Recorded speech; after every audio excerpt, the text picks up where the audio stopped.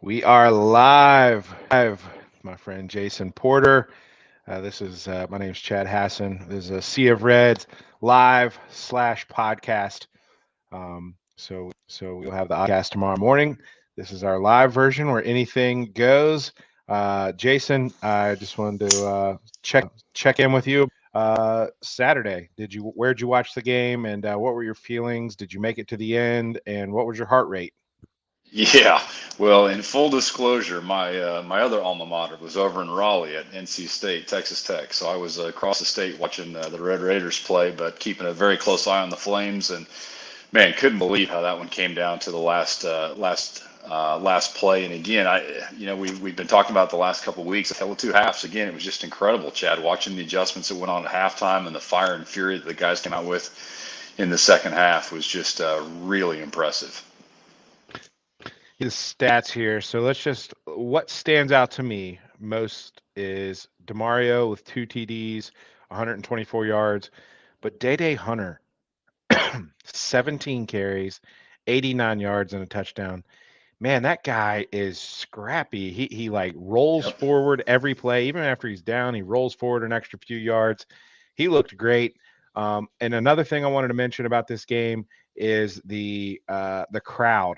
It was unbelievable. And I'm going to ask Brendan about that here in a minute because I didn't get to go down to Wake. I had something come up and had to stay home.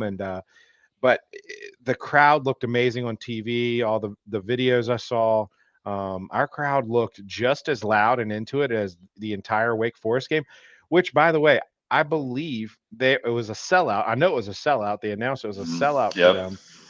They still have 1,000 tickets left for a Clemson game this weekend. So if Liberty's selling out and Clemson is not, I don't know if Clemson is at Wake. I got to figure that out. Maybe they're talking about 1,000 of their allotment down at Clemson. I don't know. But either way, our crowd and Day were the two highlights for me. Let's just talk about the 2-point conversion really quick.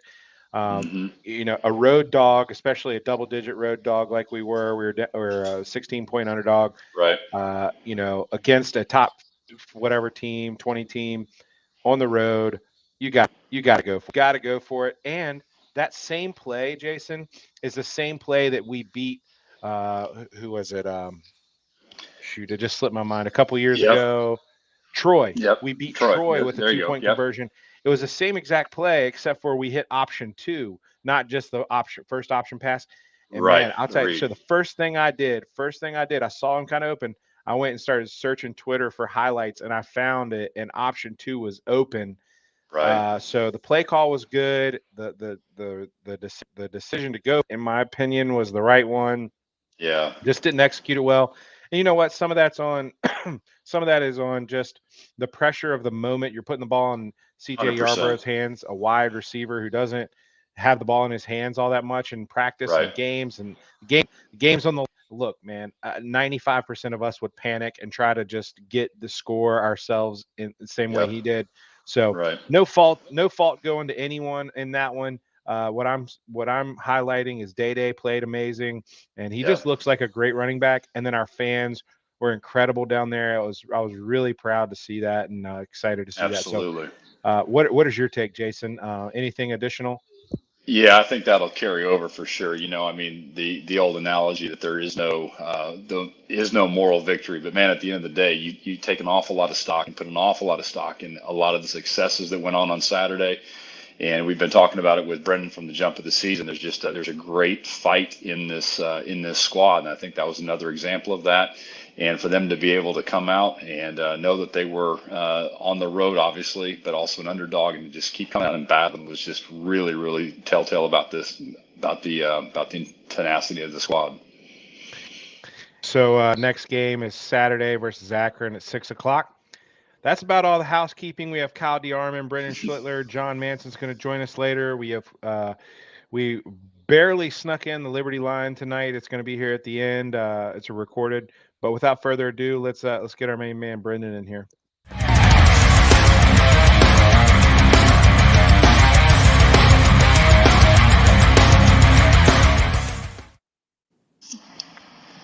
Brendan, how's it going, man? How we doing, guys? Big Doing dog. good. Doing good.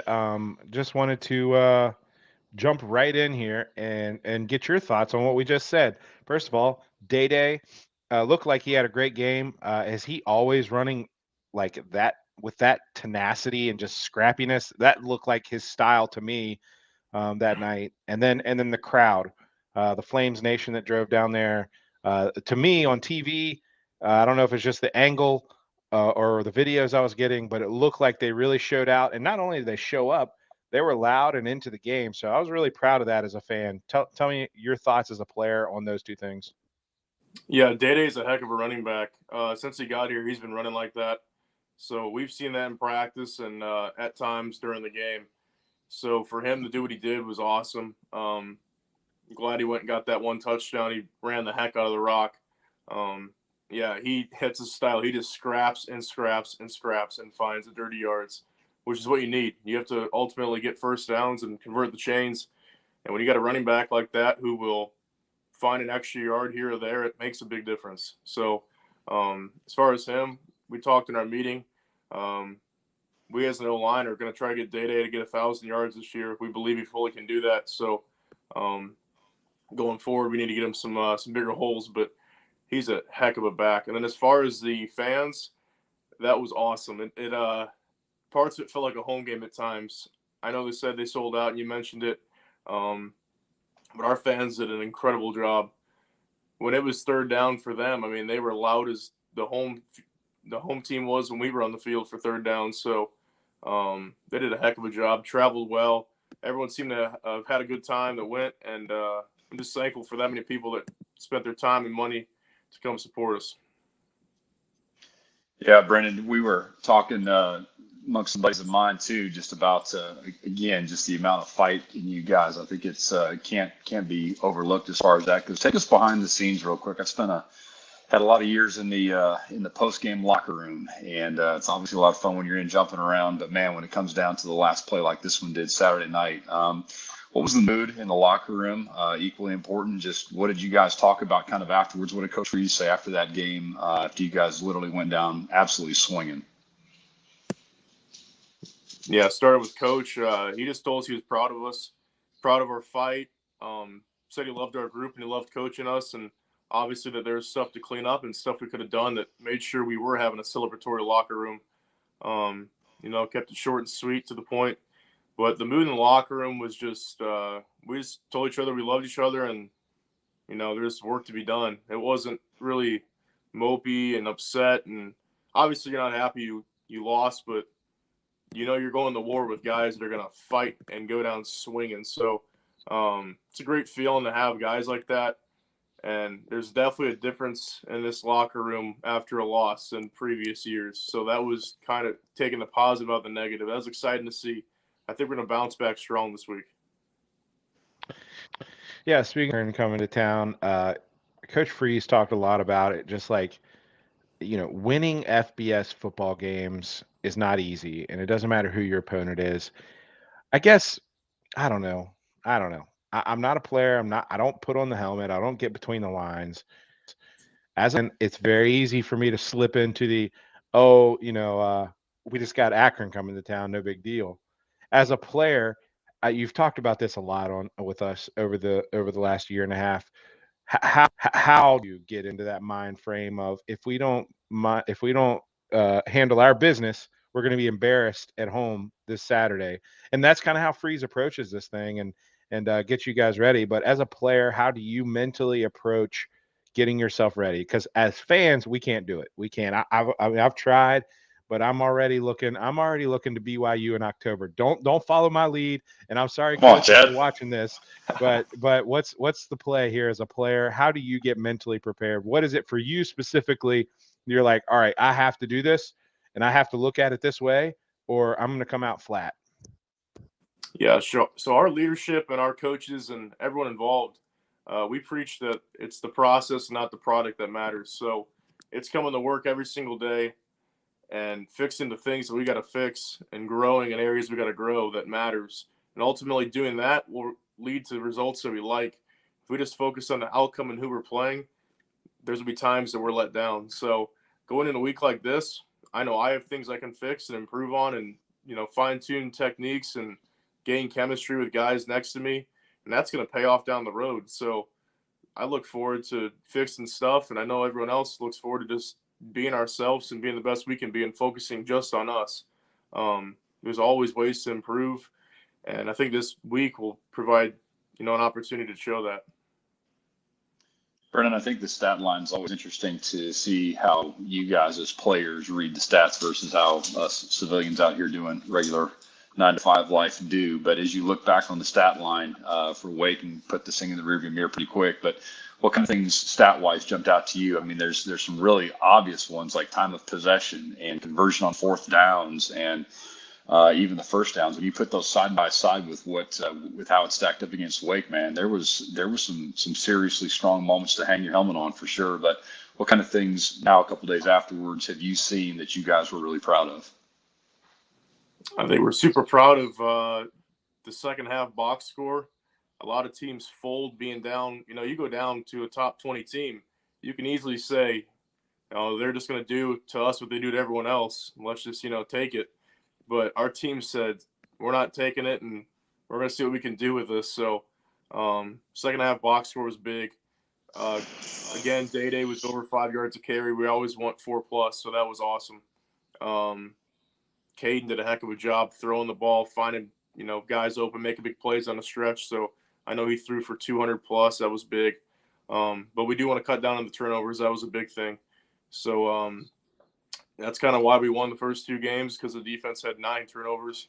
But that's something we got to cut down ourselves. So part of that, the part I can do for that is, as an O-line, we can improve protection, make changes to that, and also chase the ball carriers. So the ball's ever on the ground, we're near it. So it's a big point for us, because you see across the nation, there's a game saved because an offensive lineman can run down the field, behind the running back and get the ball when he fumbles. So those are the things the offensive line can do. So Yeah, you never really think about that, and it is always one of my favorite parts of the game whenever offensive linemen pick up a fumble and run. So if you get that opportunity this year and you get any rushing yards to your name, I want you to point straight at the main TV camera and let us know that you're thinking about us in that moment. That would be awesome. So before we get to the last question here for me is just wanted to mention that RT Rogers, that is Greg Rogers and company down there in Hinton, West Virginia, delivering all this fuel all over these crazy mountains in West Virginia. Really appreciate him sponsoring this. And he's a big fan of Brendan. He texts me every week and says, watch the segment. Love Brendan. Love what you guys are doing. And he's just kind of supporting us in that way and helping, through an NIL deal. And Brendan has the hat on. It's really cool stuff. And just glad he can be involved. He is a Liberty alumni. So I don't know how many of you watching or listening live in West Virginia or the 6 states that they serve, but hit up our guy RT Rogers and just know that he's a good guy. He's going to come on the 15th, Brendan. I haven't told you that yet, but he's coming on Gardner Webb. So we'll catch up with you after that game. Here's my question. A lot of new parts. We talked a lot about it preseason with the new coach, new left tackle, new right tackle, a lot of guys, a lot of new left guard, I believe. it's kind of moving all over the place. So I can't really keep up. I know we have the same right guard. That's about all I know. Tell me about the chemistry, camaraderie, communication on the field. How are you guys getting along after 3 weeks in terms of just being? Because you've talked to us a lot about that. You say, the offensive line is only as good as our weakest link, and all five of us have to be on the same page, and that comes with time and chemistry and meshing together. Are you doing that well after 3 games? I think we're doing as best as we could for having a totally new group with a new coach. Um, you practice in spring ball and fall camp and work out over the summer, and you have an idea of what the guys are going to be like, and how you're practicing and chemistry, and it's easy to get along when things are going great. But in every single game, we've been down by a touchdown at least, and those guys are the exact same guys that they were when times were great. So, just reassuring the type of guys that we have, and the chemistry is consistently building. Some of these guys have only played 3 games next to you now, so just continually talking, communicating, seeing different looks, and seeing how we play them as a group. So it'll just continue to get better as we play more with each other and mix in new guys. So I think as far as the new group, we face adversity very well, and that's all you can ask for out of a new group. All right, Hey, all right, Chad, let me Jason, jump one on more. that real quick too. Yeah, just going to ask you, Brennan, on that point, when you guys have got so many different players coming in with different experiences, what have you guys learned from each other? I'm sure you've gleaned some wisdom off of each other, different schools and techniques and things like that. Yeah, as I mentioned, I think all 3 guys, three of the 4 guys that came in have played with NFL caliber offensive linemen on their line. They've all had guys drafted. They have friends that they text all the time that are in the league. So as far as mentality and technique, and they all have different stuff that they bring. So just finding different stuff that works, and just the mentality to win. Those guys know how to win. And the biggest thing is they know what it takes to work during practice. They've seen guys that got drafted in the first round on playing right next to them, so they know what it takes every single day to bring that work ethic to practice, and they've brought that. So I think the mentality at practice and just simply how to go about your business. It's an older veteran presence, so they've done a great job, applying the right things to our group to help us grow. Awesome. Appreciate your time, man. I know you got a 8:50 bedtime. We're letting you out 2 minutes early. Got time to go brush your teeth and take your vitamins and get in bed. And we'll see you this Saturday, man. Congrats on a good performance. There are no moral victories, but looking forward to a good game this weekend. We're proud of what you're doing out there. Thank you so much for your time. You're pro at this, and appreciate it. All right. Thank you guys very much. Have a good night. Yep, you Good and too. big.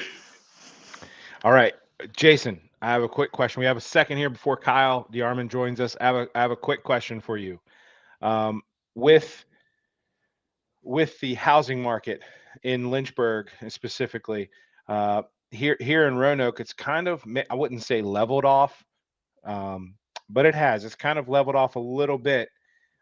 Does the rental prices and purchase prices, are they directly aligned with each other, or is if one goes up the other goes down type of thing? Talk to me about rental properties versus purchase prices and houses that are for retail. um, and I guess I'm just talking, oh, what's the word? Residential.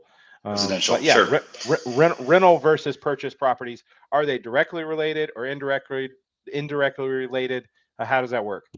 Yeah, Econ 101 is always best displayed in the housing market, and what we are seeing, to your point, Chad, definitely a few more days on market now. Things that are houses that are priced well are still moving. But with interest rates creeping up, and I think they may have just jumped again a little bit this week, that obviously puts some people back on the sideline that aren't able to buy, may not have the amount of money to qualify for a house, so that puts them back in the rental market again. So there is a correlation between it. One does lag with the other a little bit. As far as trying to time it, I think that's one of the things that I spend a lot of time talking to people about. Man, it's tough to time the market, because we never know what's coming, especially with the ups and downs right now. So the old mantra is the best time to jump into into real estate as yesterday, is kind of always true. But we are beginning to see that more days on market. So I do think some deals are potentially coming. Don't know that sale prices are necessarily dropping anytime real quick, but there may be some more inventory as that starts to stack up. So maybe instead of two prices at 200 or two houses at 250,000, maybe there'll be 4 or 5 houses at that price point. So hang in there, hold on, those people who are looking, and again, love to help you, love to be a resource to anybody out there listening. Man, you're on with this. I tried to put you on the spot there for a minute. You're spot on with that. Before we get to Kyle here, just wanted to say, Jason, thank you so much for your partnership with the Sea of Red, with Flames Athletics. I see your face all over campus. It's really cool, man, and you're doing a great job. I've talked to a couple of people who have worked with you, and all your contact information's down there. For me personally, we almost got into the rental game up there in Lynchburg because, first of all, Liberty students are great. Oh shoot, what's the word? Tenants. Tenants. Yeah, Liberty students are great tenants. The housing market there, the rental properties there do better than just about any other city in America. And it's just a great thing to be in. And we almost pulled the trigger this last spring, and we're going to wait on a few other things, but I'll definitely get into it.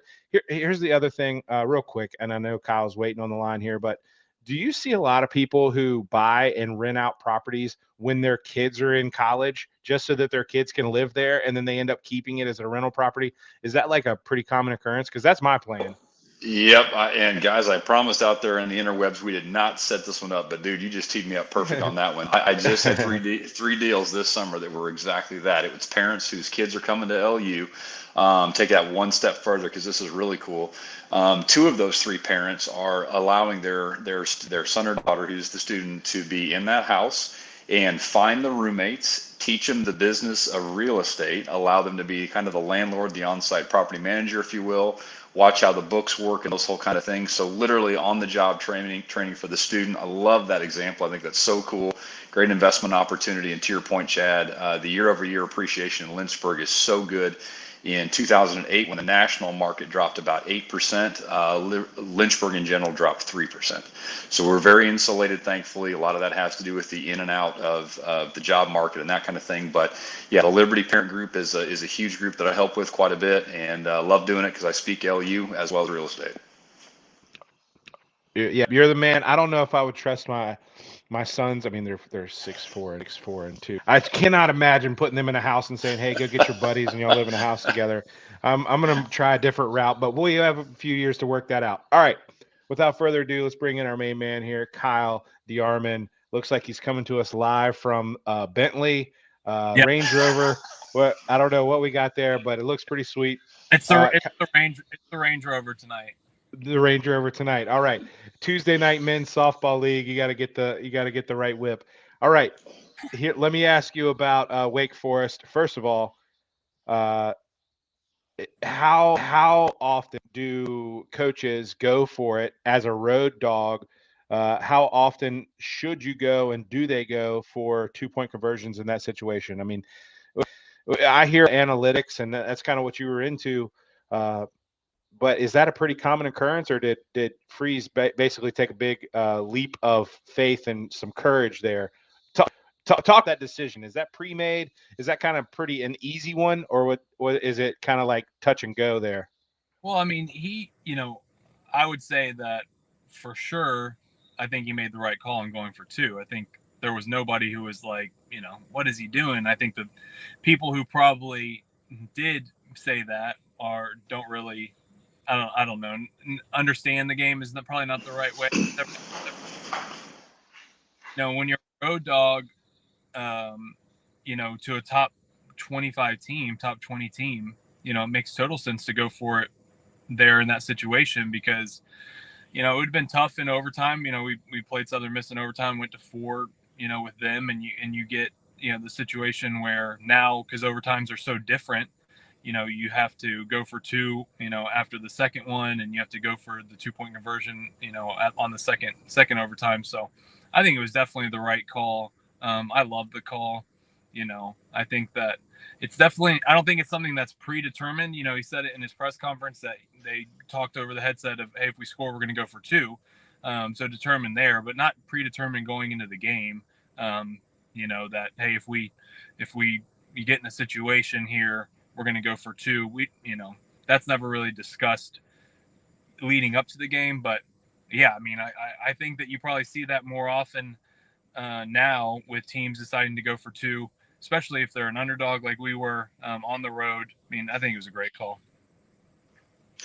KD, what's up, man? Good to see you again, bro. What's up, It's buddy? always yeah, good to see you. Hey, you've been doing a great job on the airwaves too, man. It's really good hearing your expertise over the air doing the game as well. I've got a question. We've been Chad and I have been kind of bantering back and forth. Maybe you heard us talking about this too, but I do think Coach Freeze is incredible with halftime adjustments and some of the things that the staff sees in general.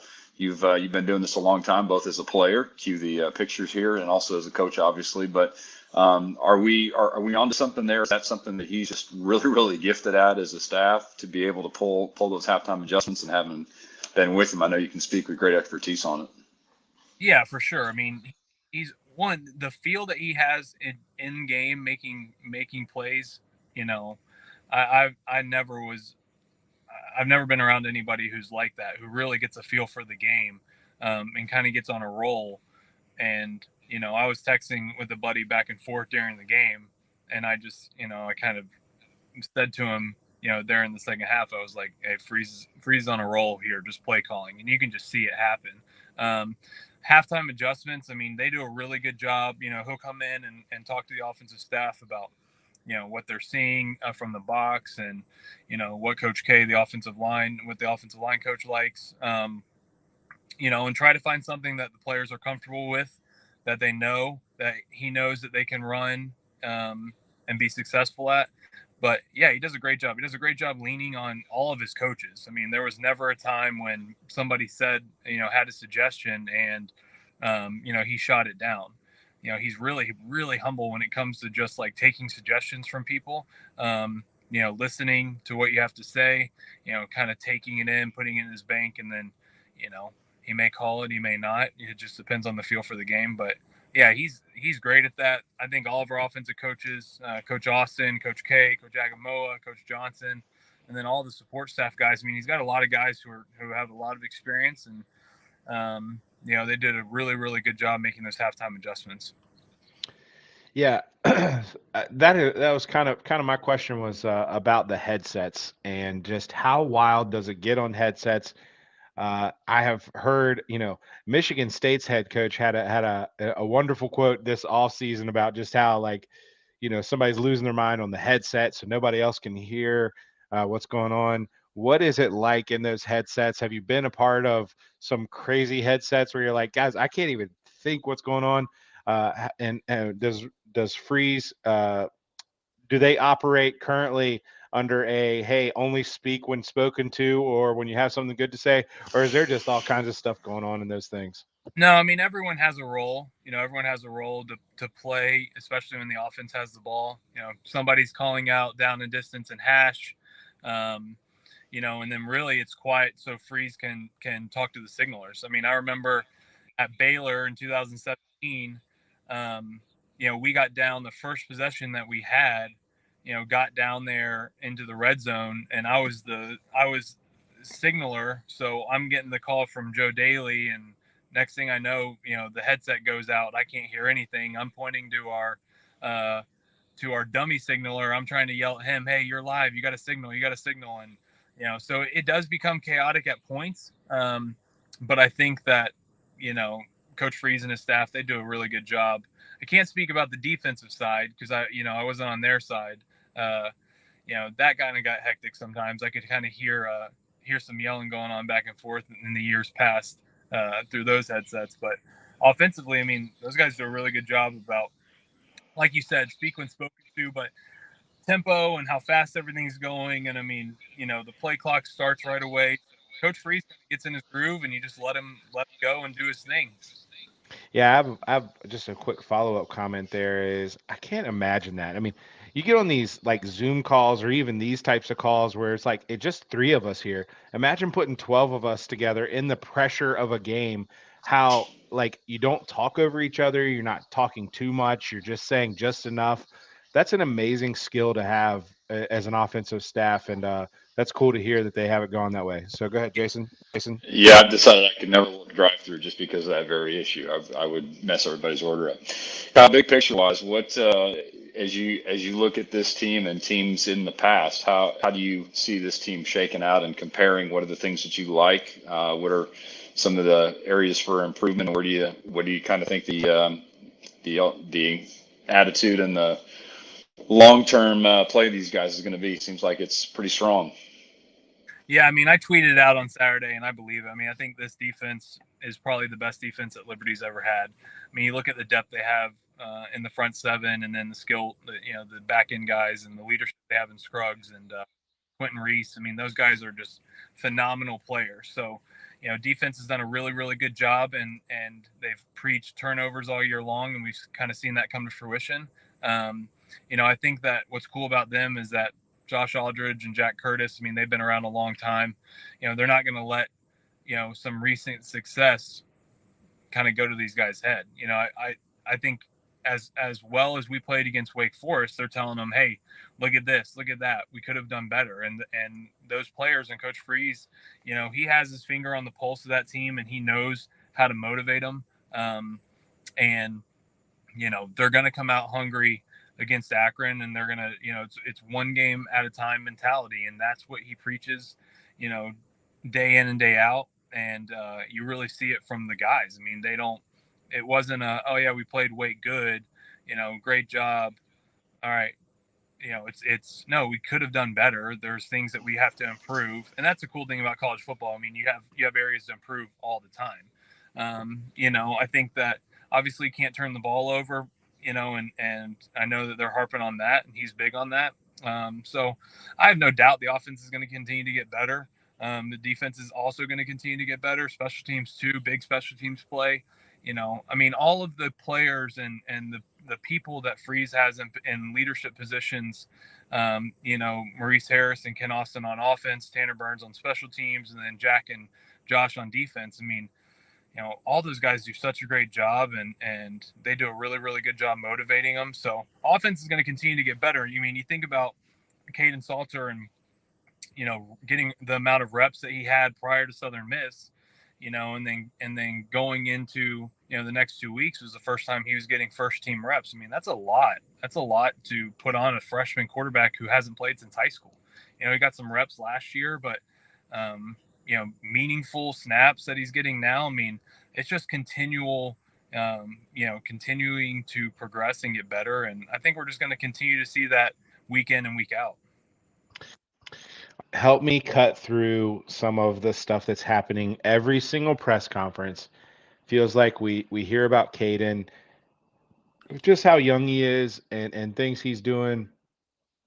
I know that some of that is true, and I know that some of that is Freeze kind of motivating or getting that out there. So I just want to hear straight from you. I'm just going to add the simple question: what do you think of Caden Salter so far, and how he's performing at such a young age? What is your take on Caden right now? And I think he has done a great job for getting thrown into the fire. What is being asked of him offensively, I think he's done great. I mean, I think that what they're telling him is, hey, you don't have to press to make a play every single play. Like, we don't have to press. Just let the offense come to you. Let these plays come to you. We talked about it before. Coach Freeze is going to get them into the right play call.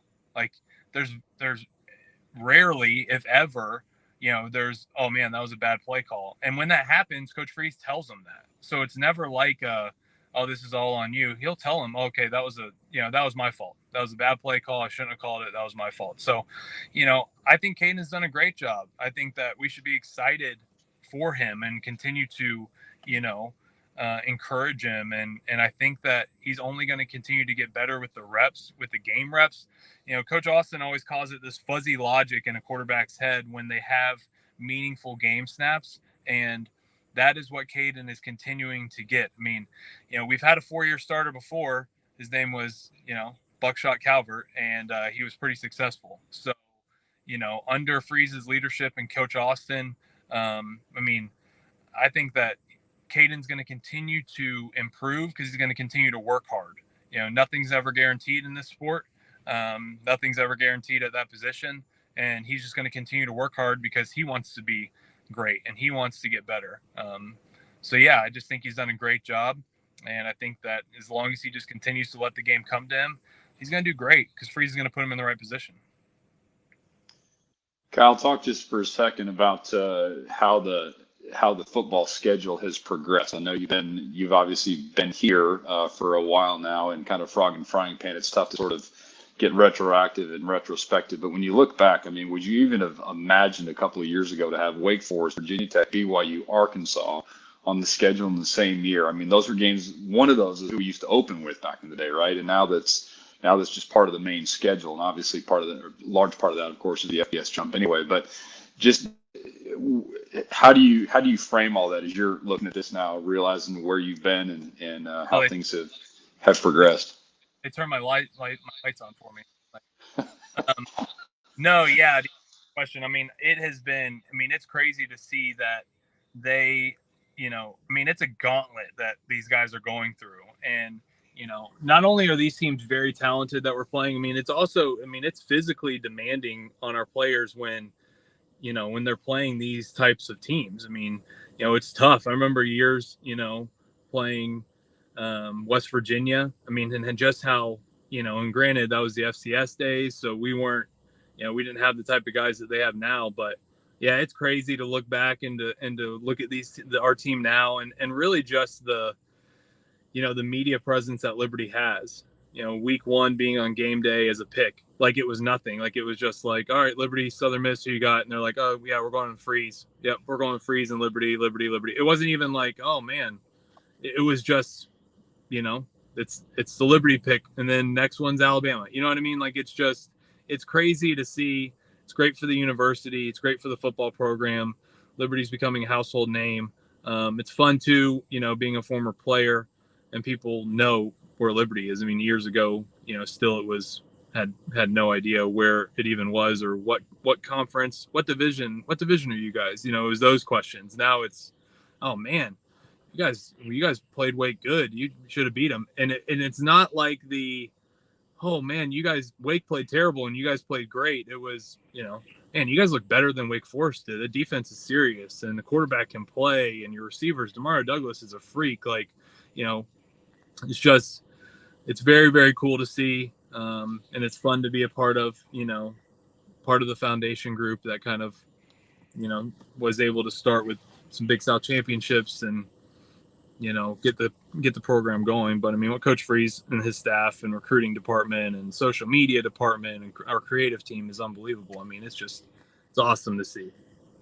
Yeah. So we will, that's it. We'll let you go. I honestly seeing like people walking in the back and trucks slowly drive by. Like I've been nervous this entire time. Like, please don't let anything happen live on this at this time. I'm actually worried about that too. I'm parked in so Tuesday night men's league softball is what I live for now. Yeah. That's is Tuesday night men's softball and then Flames football on Saturday. So I just got to make it to this weekend. So I think I'm good. Yeah, you look good. There was got sketchy there for a second. And then the last thing I was going to say is if you have any extra large gear and you want to bring it to the game Saturday, I would appreciate that. And we can catch up there. So I was seeing those pictures and you had all the sweet gear. I was like, man, can't buy that stuff. I need Kyle to give me some. So I know I do have a lot of sweet gear in some storage, and it's a lot of good winter stuff I have too. So I'll have to see what I can find for you guys. We can do a giveaway. All right, man, that was awesome. You are you and Brendan are also pros at this, and I could see your gears spinning a few times. You're doing great. This is coaches speak, kind of like retired coaches speak. I don't know. It's kind of a blend of all that. It's a nice blend you've struck here, and we appreciate it, man. Thank you very much. Yeah, I love it, and I love talking Flames football, and I appreciate what you guys do. So anytime. See you next week. Yep. Thank you very much. Appreciate it. Thanks, Kyle. All right, Jason, we are going to bring in John Manson here. I'm going to send you off for the evening. Thank you so much, man. You've added so much to this. You've added some actual like credibility. You come in here with a collared shirt. You come in here just like with your hair combed. You've added some like professionalism to this whole thing. Yeah, yeah. I got my dog down here chewing on my. Anyway, yeah. Thanks for Yeah, that. yeah. So appreciate you, man, and we will see you on Saturday. Looking forward to stopping by and hanging out. And I know you got a lot going on this Saturday, so we will see you there. Thanks, good buddy. Thanks. Yep. All right. Hit. On.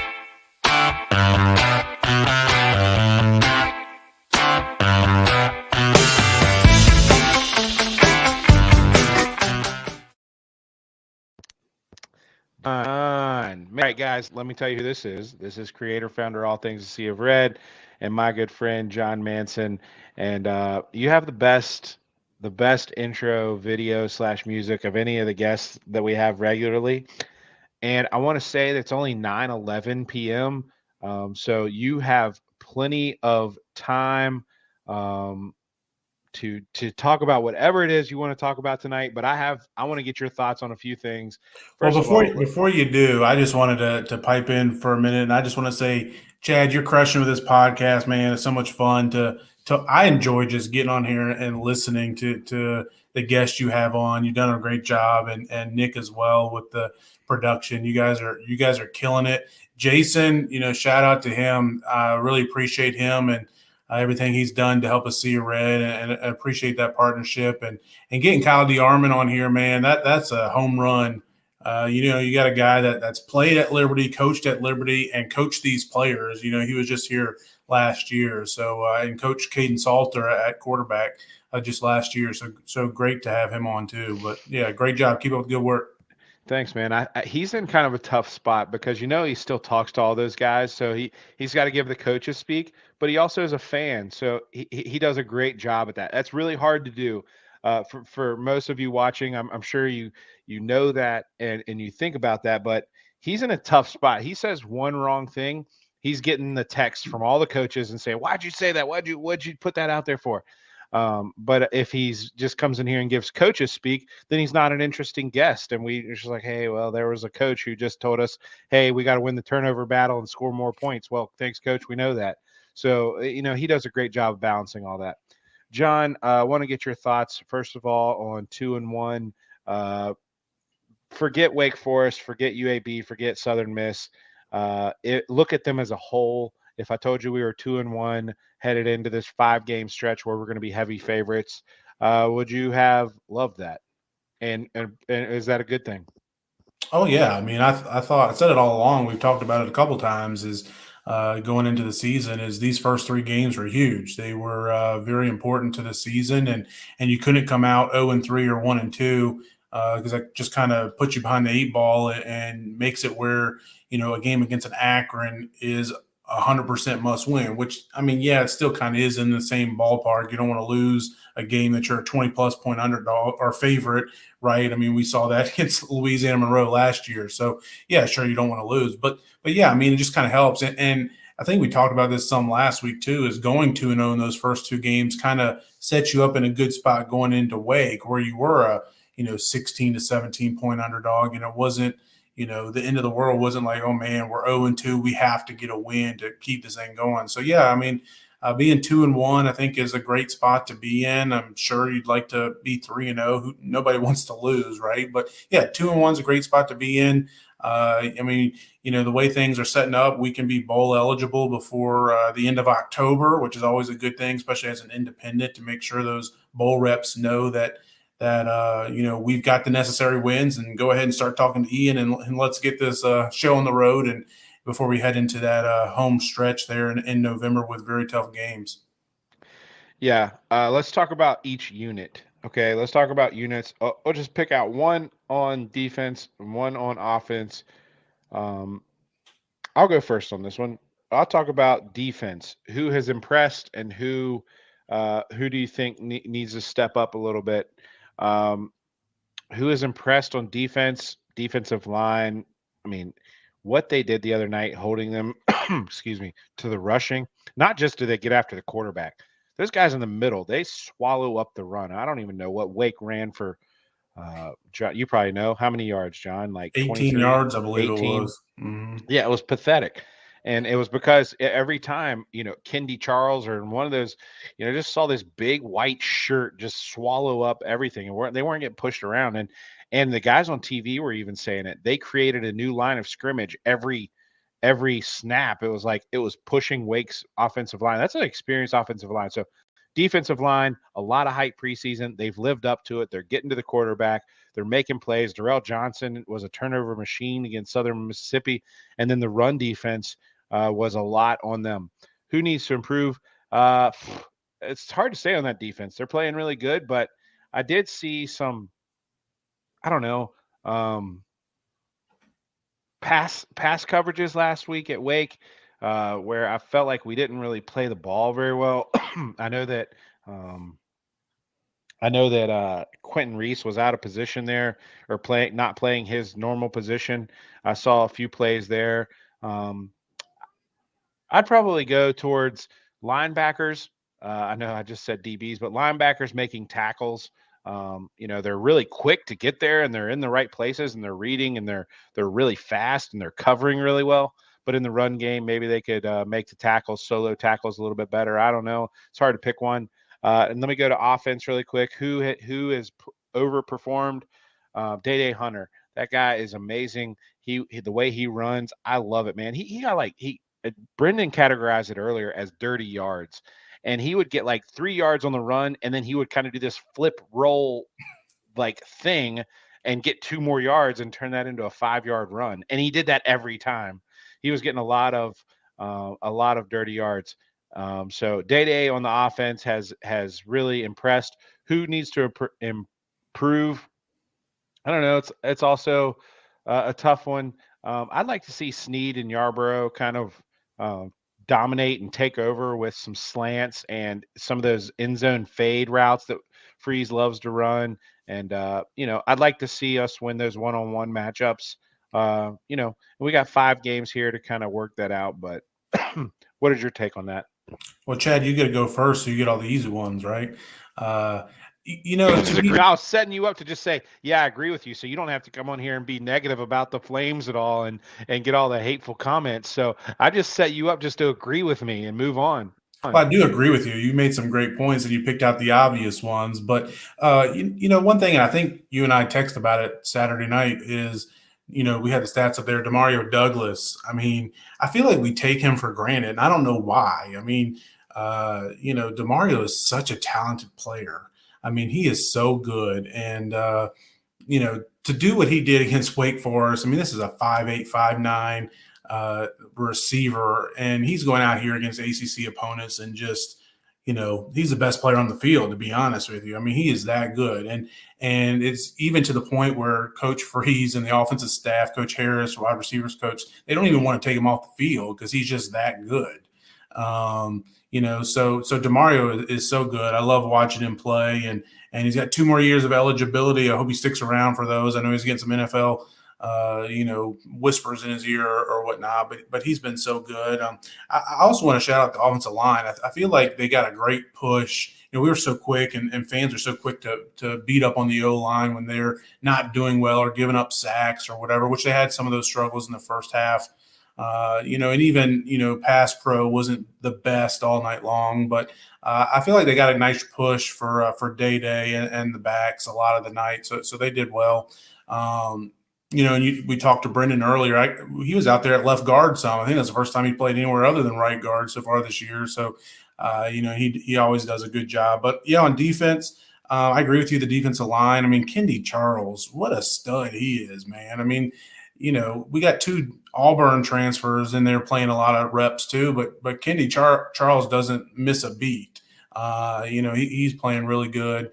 And, looking at, I agree with you on the receivers. You like to, CJ Yarbrough is coming along.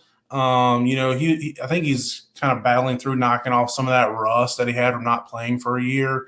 But I'm really looking forward to seeing C.J. Daniels back on the field. I mean, he's back at practice this week. Hopefully, he'll get into the game some this weekend. But that's just another threat that the Flames could have, and I'm hoping he's back this Saturday against Akron. All right, so some of these chat questions. Did the Reverend play last? Did Reverend play against Wake Forest? Yes, he did. Day Day and Demario Douglas. Wow. Yes, Kathy, I agree with you, Queen. They were a huge tandem. Mike says that CJ Daniels will make a huge difference. John, I was kind of like, is CJ going to be out all season? And then we started hearing that he could be back halfway through the season. When do you think we'll see CJ, and do you think he'll be in the slot or out wide? Yeah, well, he was practicing this week. I was out of practice this morning, Tuesday morning, and he was out there going through drills, didn't look limited or anything. But, yeah, I mean, he could play this week. I know, being heavy favorites might be easy to try to, ease them back into things a little bit over these next couple weeks. But yeah, I expect to see him out there soon. And I think he can play both spots, inside in the slot and then also on the outside. But Liberty really needs some depth in the slot behind DeMario. We talked about that already. We're already asking so much out of him. It'd be nice to have somebody like CJ. Nothing against Javian Lofton. I mean, he's been fine backing him up. But it'd be nice to have somebody like CJ, a guy that was second on the team last year in receiving, to step in at slot a little bit. But yeah, I agree. And I see the comment here from LU Grad 11 about Rocket has been flying around on D. I agree, man.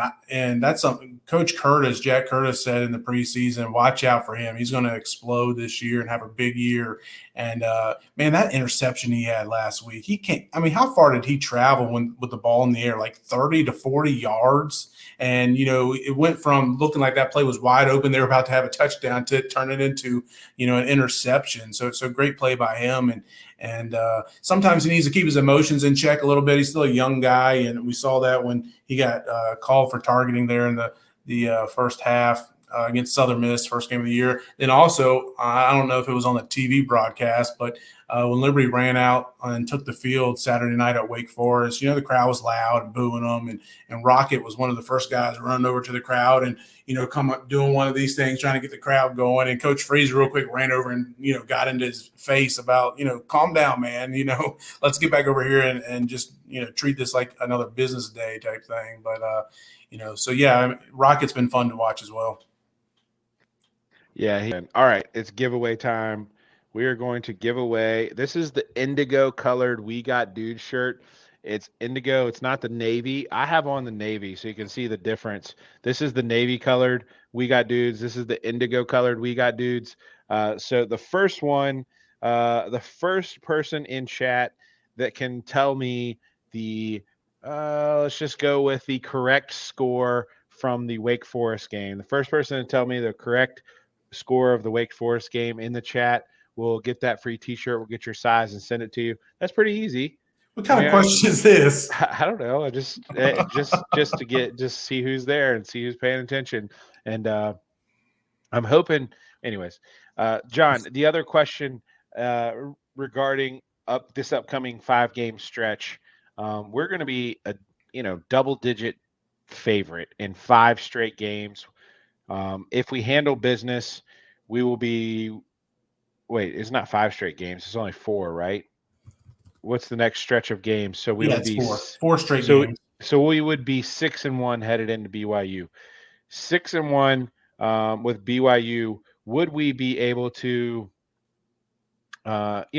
Is that going to be enough momentum to, 1, be ranked anywhere near getting votes, and 2, sell out Williams Stadium for BYU? I don't think we'll be receiving votes, to be honest, if we're 6-1. But that's a big if. I mean, I know we got Akron this week, but that ODU game, like, I'm not trying to be like you were last year and sit here and say they're going to beat us, but it's not going to be easy. I mean, we've covered. I said they would cover this 27-point spread, not beat us. Well, it's certainly not going to be a 27-point spread this week, and it might be less than a touchdown spread if I had to guess. And we'll see how this week plays out. But yeah, I mean, ODU is not going to be an easy. It's not going to be a gimme. They beat Virginia Tech, which I know Virginia Tech's down this year. They almost beat Virginia. They should have beat Virginia, honestly, and maybe Virginia's down some this year too as well. So, but yeah, that won't be an easy game. But yeah, I think 6-1. I doubt we'll be getting any votes to be in the top 25. We could be. But I doubt it. And yeah, it'll help sell seats, sell tickets, and put people in the seats. I'm expecting BYU at this point in time, BYU and Virginia Tech, to both be over 20,000 and pushing 25,000, and possible sellouts in each of those two. Yeah, Matt Schubert, we will sell out for BYU, and you know what? Isn't there? All right. Oh man, I'm gonna need somebody to Google this really quick. But there is a school in Virginia that is a Mormon-based school. I want to say it's Southern Virginia. Southern Virginia. That's Mhm. right. And they have a huge contingent that will be coming to the BYU game. BYU also travels really well. I would not be surprised if we see more away team fans for BYU than we do for Virginia Tech. And I know Virginia Tech has a lot of in-state. So anyways, Well, I don't even know if I mentioned this to you, Chad, but I saw your tweet about it. Virginia Tech had to give back some of their tickets. Liberty gave them, or part of the contract, they got 4,000 tickets to the game, and I've heard they had to give back as many as 3,000 of those four. Wow. So that's interesting to see. I'm not saying anything. I've already gone there. I've already gotten slapped on Twitter. I'm not saying anything about that, but I just know. Well, one, they think that they can get tickets through other means, like through after the Flames Club goes on public. They don't think that Liberty's going to sell it out for our own fans, but to only get 1,000 of their 4,000 allotment, 4,000 allotment is a high allotment. So I was kind of like taking it easy because that is a lot to get for an away game. But man, if they gave back that, the Hokies are down bad. However, nice sellout on Thursday night against West Virginia, which is crazy to me. Yeah, great point there, Matt. Sounds like BYU sales are well ahead of VT from a school allotment standpoint.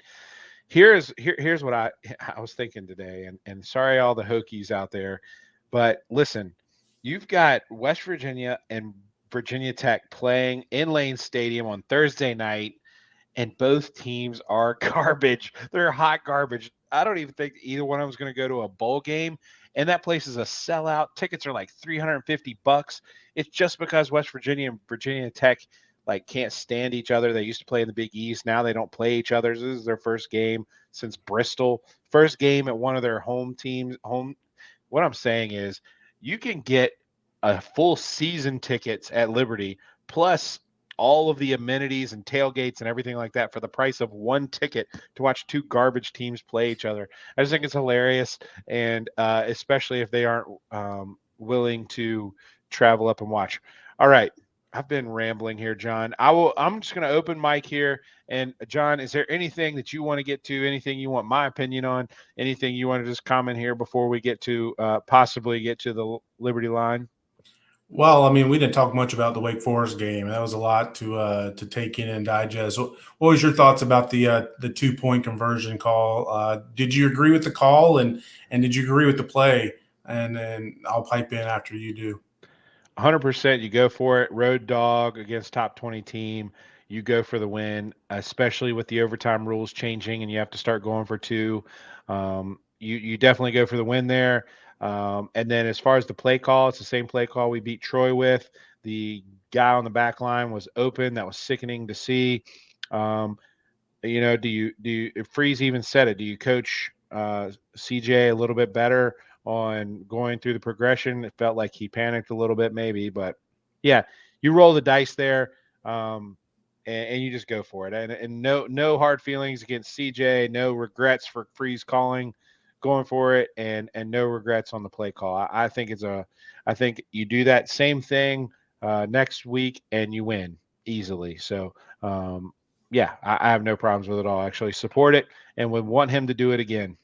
No, I agree. I'm in the same boat with you. And, it's funny watching the game down there in Winston-Salem up in the press box. And, there's, I don't know, 20, 30 people up in there watching the game with us. And most of them are on, the Wake Forest side, whether they're, beat writers for them or working for the school or doing stats for them or whatever the case may be. And, it's so funny when you go to one of these road games and you're sitting in the press box to hear some of the comments they make about Liberty and things. But yeah, I mean, there was a guy I was sitting next to who was real nice. And, he said even before the drive started, he said, if Liberty goes down here and scores, they got to go for two. I mean, you just have to do that. And, that thought hadn't entered my mind at that point in time. But I agreed with him. And my only caveat to it was it depends on the clock. I mean, if you go down there and score and there's 3 minutes left or 2.5 minutes left and Wake's got two or all three timeouts left, you might not want to go for two because there's too much time left and they can get the field goal. But yeah, I mean, it was only 1:11 left on the clock. And I was all for Freeze going for it. And I'm fine with the play call. I mean, 9 times out of 10, that play is probably working.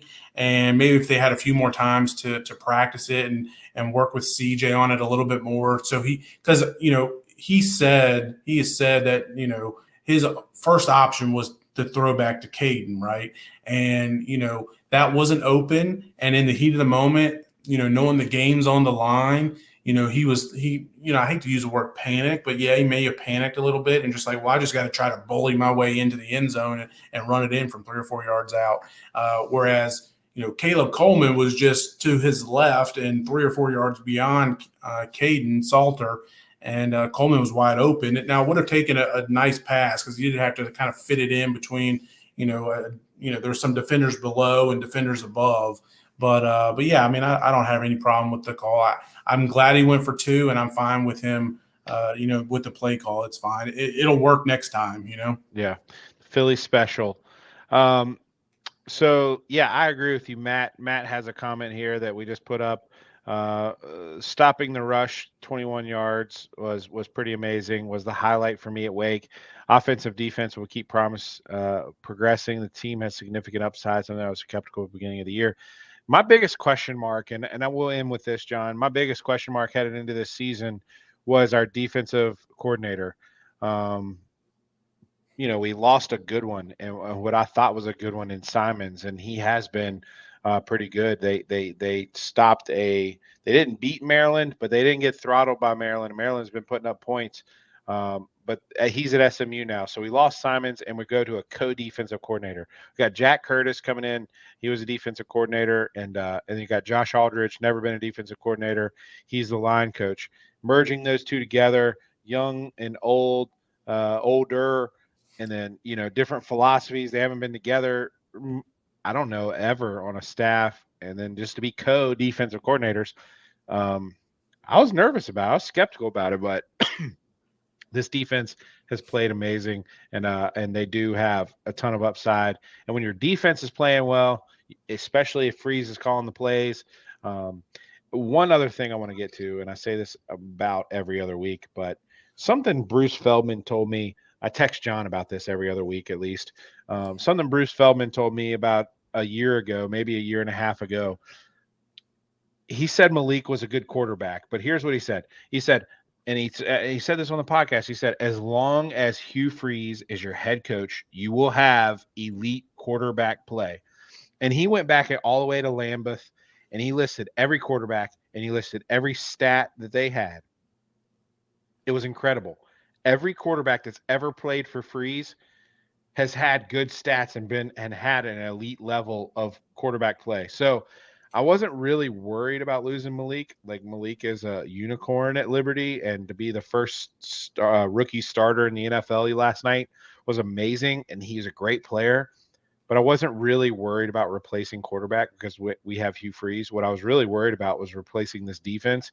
So to see them playing at the level they're playing at, really reassuring. And I think we can win 9 games now, maybe 10, which is, at the beginning of the season, the over-under was 6.5 in Vegas. And, to be talking about 9 is incredible. So that's kind of my take. Love what the defense is doing, and Freeze will get that quarterback right. Yeah, I mean, I agree with what you're saying there too, but I didn't have the same reservation or questions about the defense, and a lot of that was due to I believe in Josh Aldridge just from what he's been able to do with that defensive line is just amazing, and now he's taking that over to the linebackers and he's done a great job recruiting. Yeah, it's different going from the number 2 or number 3 guy, but now to be the co-pilot, if you will, with Coach Curtis is something else. But yeah, I mean, I haven't, I didn't have the same reservations, and I agreed, about the quarterback play too. But at the same time, we didn't know, who it was going to be, and we also didn't know we would be on Salter by fourth quarter of game 1, right? And that Brewer would be out 6 to 8 weeks minimum. So if it, and there was times I think I even texted you during the game against Wake Forest, and maybe in the first half, and where I said, sure would be nice to have Brewer out there right now because it looked like Salter was maybe out of his element a little bit, but he obviously bounced right back real quickly there in the second half, and it was fun to see. So yeah, I mean, I'm elated with this team right now and really hoping we can get on a nice run here. Have a few games for Salter to get, his feet wet too, because he's played against 3 really good defenses and now may have a chance to go up against some not so great defenses and to really be able to see the field, see the offense, take that next step up here these next couple of weeks. All right, John, we gotta end this segment here. Love talking with you, and we will keep it going. Look, if the comment that we just got thrown up on the screen, Chad is a pastor saying 1 more point, I'll quit, I'll promise, and then proceeds to make 15 more points. Look, if that's the case, then we also need to put up my Venmo and let me take up a collection, an offering here, and try to get some money for my services here tonight. So no, I can't do that. Put the phone number on the screen. Yeah, for the call and donate to the cause here tonight. And if you're feeling some type of way and your Flames knowledge has taken a leap, please just go ahead and call that number below. That's actually Jason Porter's number. That'd be hilarious if you called him. Anyways, that's enough, John. Before we get ourselves into too much trouble, we've got to avoid trouble. Constantly avoid trouble. Trouble finds us on Twitter as Liberty University sometimes, and avoiding that and navigating that, we don't need to create any of our own. So let's just end that. With that being said, Richie Longshots has been terrible picking this year so far. Okay, it's hard to pick against the spread. That's why I don't do it. That's why we sub that part out. But he's on a contract. We pay him in Yoo-Hoos, which is chocolate milks. We pay him in chocolate milks, and he's not been drinking a lot of chocolate milk this season. So I'm hoping that he gives us some good picks. With that, we're going to close this out. This will be the last segment. We're not going to come back after this. It'll just be the Liberty line, and then we are done. John, thank you so much, and we'll catch up with you on Saturday.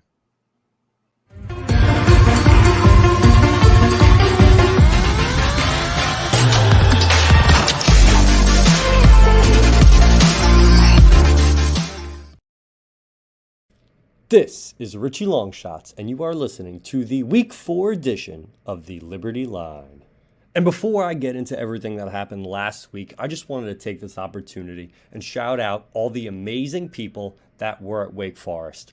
Liberty fans, Wake fans, and everyone else in between. It was such an incredible game and an absolutely incredible atmosphere. All the people I took selfies with, all the people I got to meet face to face. It was so awesome and so great to hear that so many of you get a laugh out of this, and it encourages me to keep going. Even though I didn't have a good week last week, but we're going to get to more about that later. But thank you to everyone there. It was definitely a special game. Didn't go our way, but still an incredible time. I'm sure you all saw some pictures, some videos, and I had fun getting to experience that with all of you. So it is what it is. Tough loss. And I had quite a few losses over the last 72 hours. So I'm going to be honest. I went 1-4 over the weekend. The Rutgers pick was bad. They looked terrible. Wake Forest obviously didn't play as well. We played better than Vegas expected. Kansas, though, I might be onto something with Kansas. But it doesn't matter. It was a disaster. 1-4. I don't make excuses, but if I made excuses, I would blame Chad for making me come live on the podcast and not letting me record and do my own thing. He took me out of my comfort zone, threw me out of my element, but it is what it is. I don't make excuses. I'm going to make an excuse, though, because I did tell a group of Liberty students at the game, at the Wake Forest game, that if they got caught drinking alcohol, I would cover their fines.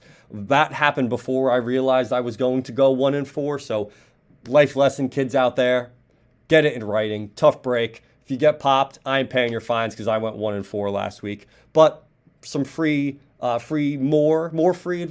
If you do have to work at the Rot, make sure you do it Sunday morning when everyone's at church. Pro tip from a vet. So 1-4, disaster. But it's a new week, and I'm not doing this live. So no excuses. And to kick things off, we have our Flames minus, right now when I'm recording this, it's 28. I bet this on Monday morning at 27.5. It opened at like 22, and instantly Vegas realized they made a major mistake because everybody and their mother bet on Liberty.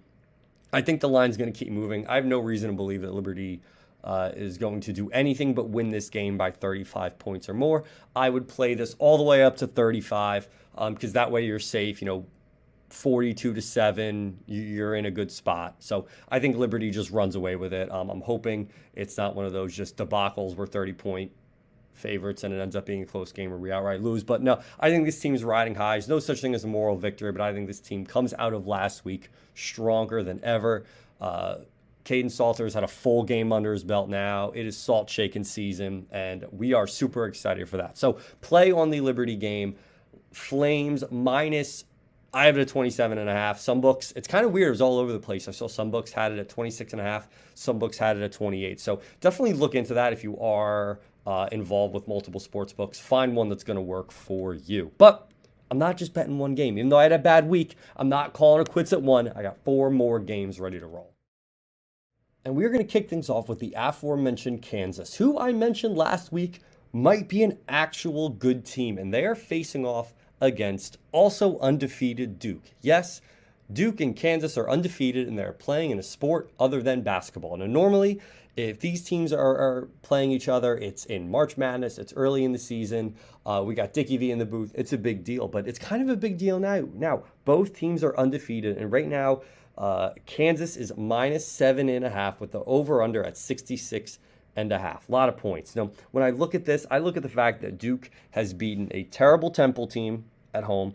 They beat Northwestern, who also kind of stinks, and then they beat some directional Texas school, I think, and they only won by 11. Kansas, on the other hand, they're beating good teams. They beat Houston and West Virginia on the road, and they're coming home. Those fans are going to be going absolutely bananas. So Duke, I think, is going to be like, oh my God, oh my goodness, what's going on?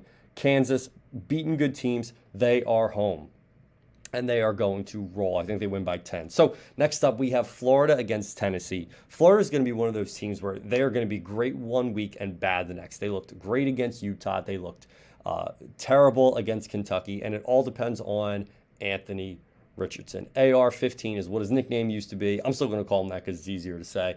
And they're currently getting 11 against Tennessee. Tennessee hasn't beaten Florida in 5 years. And it's just one of those things where I don't think Tennessee can. And if they do, I think it's going to be a close game.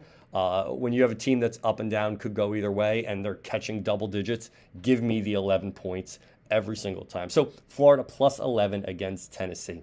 Next up, we have App State playing JMU. Right now, App State laying 8 points against JMU. This game is at App State, which is now a tough place to play. And JMU really hasn't had to play anyone of note. They've really kind of joined the FBS and have avoided playing any major schools right now, and now they get to play one of the best group of 5 schools out there in App State at App State. So I think this is a major come up in class for JMU. This is like when that kid gets called up to from JV to varsity for the first time, and they are staring down actual middle linebackers, grown adults that are just going to run away with it. Another one, I think the crowd is going to be crazy. It's only going to help App State.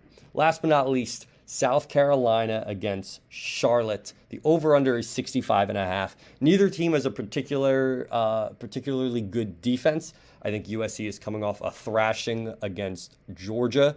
They got murdered. So I think they are going to try to score some points. They don't have much of a defense. So Charlotte is also going to be trying to score points. They're going to be able to score points. So overall, I think it's just going to be a big game for points. It's a late game. All the other games I gave were pretty early. This is going to be a nice late game. And at that point, after just an exhausting day of college football, all you want to do is just sit in front of your television with a Kool-Aid and just root for points. It makes everything in life so much easier when you just get to root for points. So that concludes week 4. I actually have to record this from my office because I'm not going to get home in time to really sit down and make this happen. But hope it's enjoyable nonetheless. Hope we can right the ship. If you're fading me, you had a pretty good week last week. Maybe throw some money back to the boy, but I totally get it. Buy a shirt, a Sea of Red. Great NIL deals going on right now. So if you are finding some winners, throw that money, NIL deal, get it to the players. Met some dads at the game, and they are just awesome people, and I'm glad we're able to support the Liberty Flames in this way. So have a great week, everyone, and that was the Liberty Line Week 4 edition with Richie Longshots.